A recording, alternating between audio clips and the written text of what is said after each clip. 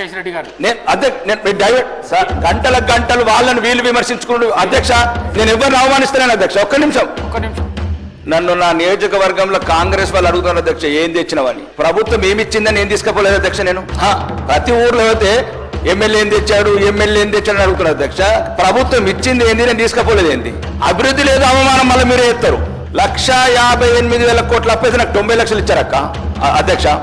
1,58,000 కోట్లు గౌరవనీయ ముఖ్యమంత్రి గారు నాకు 90 లక్షలు ఇచ్చారు సంవత్సరం లోపల. నేను 90 లక్షలు ఇచ్చి ఒక్కటే అధ్యక్ష గంటల గంటలు వాళ్ళని వీళ్ళు విమర్శించుకుంటూ అధ్యక్ష నేను ఎవరిని అవమానిస్తున్నాను అధ్యక్ష. ఒక్క నిమిషం.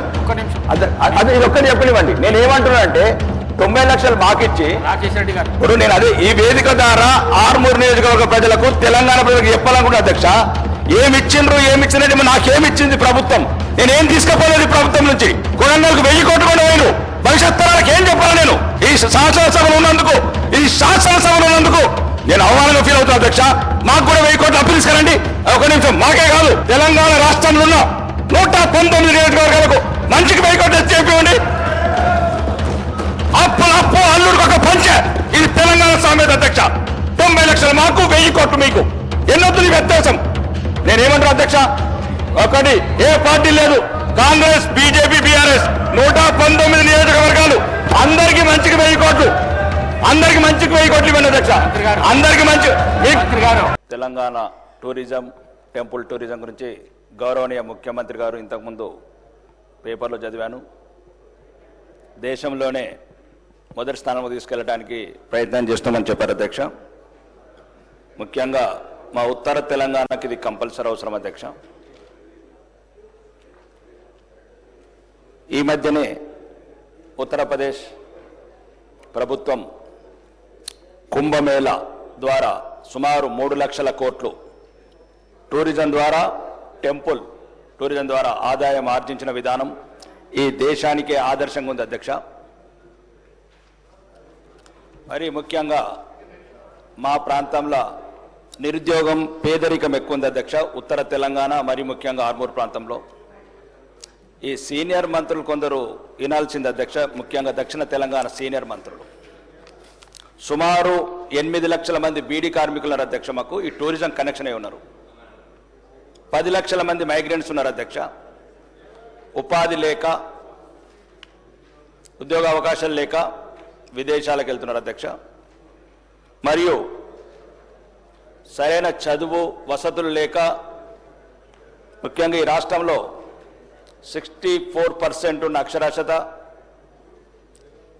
దక్షిణ తెలంగాణలో డ్రాప్ అవుట్స్ ఓన్లీ 21% ఉన్నాయి అధ్యక్ష 10th వరకు.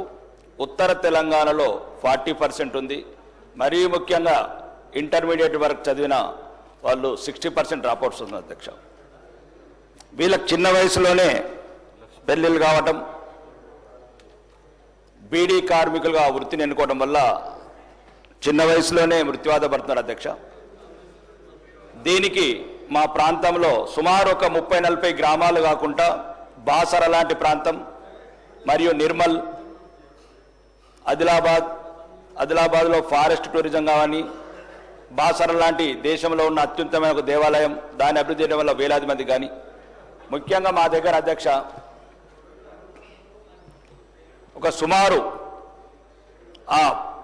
శ్రీరామ్ సాగర్ బ్యాక్ వాటర్ ఉంటుంది అధ్యక్ష.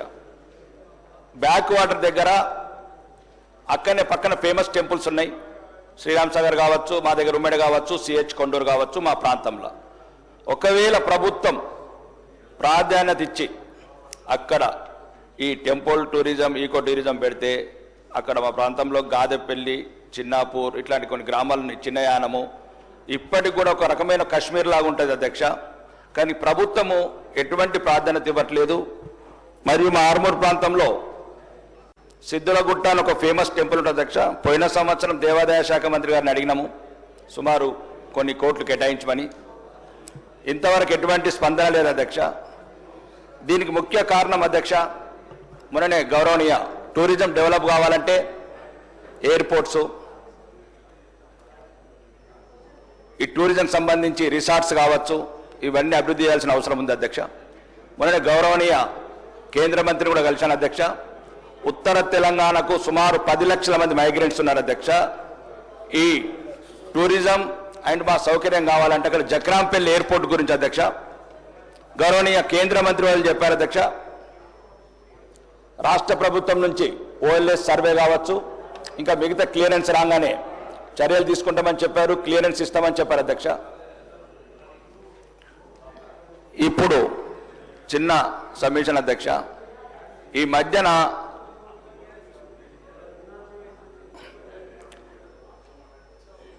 నన్ను నా నియోజకవర్గంలో కాంగ్రెస్ వాళ్ళు అడుగుతున్నారు అధ్యక్ష, ఏం తెచ్చినవని, ఎక్కడికో తక్కడ ఏం తెచ్చినవని అడుగుతున్నారు అధ్యక్ష.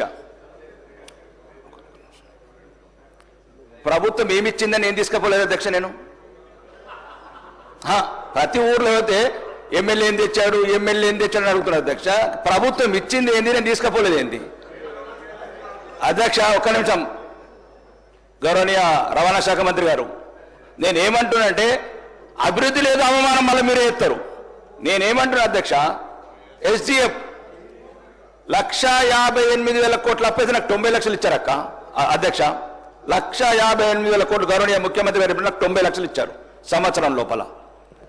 ఒకటి అధ్యక్ష, మీ ద్వారా అడుగుతున్నాను అధ్యక్ష, ఇది రిక్వెస్ట్. ఒక నిమిషం అధ్యక్ష, నేను 90 లక్షలు ఇచ్చి ఒకటి అధ్యక్ష రాకేష్ రెడ్డి గారు, నేను డైవర్ట్ సార్ గంటలు వాళ్ళని వీళ్ళు విమర్శించుకుంటూ అధ్యక్ష, నేను ఎవరిని అవమానిస్తున్నాను అధ్యక్ష. ఒక్క నిమిషం అదే ఇది ఒక్కటి చెప్పనివ్వండి. నేను ఏమంటున్నా అంటే 90 లక్షలు మాకిచ్చి రాకేష్ రెడ్డి గారు 0 అవర్లో మీకు అవకాశం ఇస్తాను. ఇది ఒకటి నిమిషం అధ్యక్ష, ఒకటి నిమిషం. ఇప్పుడు నేను అదే ఈ వేదిక ద్వారా ఆర్మూరు నియోజకవర్గ ప్రజలకు, తెలంగాణ ప్రజలకు చెప్పాలనుకుంటున్నా అధ్యక్ష, ఏమిచ్చినట్టు నాకేమిచ్చింది ప్రభుత్వం, నేనేం తీసుకుపోలేదు ప్రభుత్వం నుంచి. కొడంగల్కు 1000 కోట్లు కూడా వేయను. భవిష్యత్ తరాలకు ఏం చెప్పాలి నేను? ఈ శాసనసభలు ఉన్నందుకు నేను అవమానంగా ఫీల్ అవుతున్నా అధ్యక్ష. మాకు కూడా 1000 కోట్లు అప్పు తీసుకురండి. ఒక నిమిషం, మాకే కాదు ఈ తెలంగాణ రాష్ట్రంలో ఉన్న 119 నియోజకవర్గాలకు మంచికి 1000 కోట్లు చెప్పండి. అప్పు అల్లుడికి ఒక పంచ, ఇది తెలంగాణ సామెత అధ్యక్ష.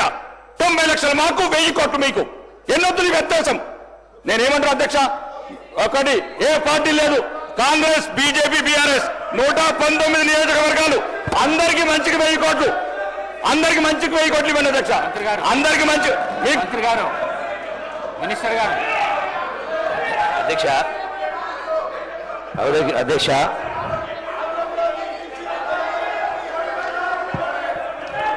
గౌరవ శాసనసభ్యులు టూరిజానికి సంబంధించి వాళ్ళు ప్రశ్న వేయడం జరిగింది అధ్యక్ష. వారు నిరాశ నిస్పృహకు లోను కావాల్సిన అవసరం లేదు. ఇంతకుముందు చెప్పిన గడచిన 10 సంవత్సరాల నుంచి పాలసీ లేని కారణంగా, ఇన్వెస్ట్మెంట్ రాని కారణంగా ఏది కూడా డెవలప్మెంట్ కాలేదు అనేది వాస్తవం. ఈ మధ్య కాలంలోనే శాసనసభలో చర్చించి పాలసీ పైన చర్చించడం జరిగింది. పాలసీ క్యాబినెట్లో ఆమోదం పొందడం జరిగింది. తప్పకుండా ఆల్రెడీ వారు ఏదైతే అడిగారో శ్రీరామ్ సాగర్ రిజర్వాయర్ సంబంధించి, బ్యాక్ వాటర్ సంబంధించి ఆల్రెడీ దీనిలో స్పెషల్ కేటగిరీ పెట్టడం జరిగింది. మీరు అనుకున్నటువంటి డెవలప్మెంట్ విషయంలో, టూరిజంలో తప్పకుండా పార్టీలకు అతీతంగా అన్ని ప్రాంతాల్లో టూరిజం డెవలప్మెంట్ జరుగుతుంది.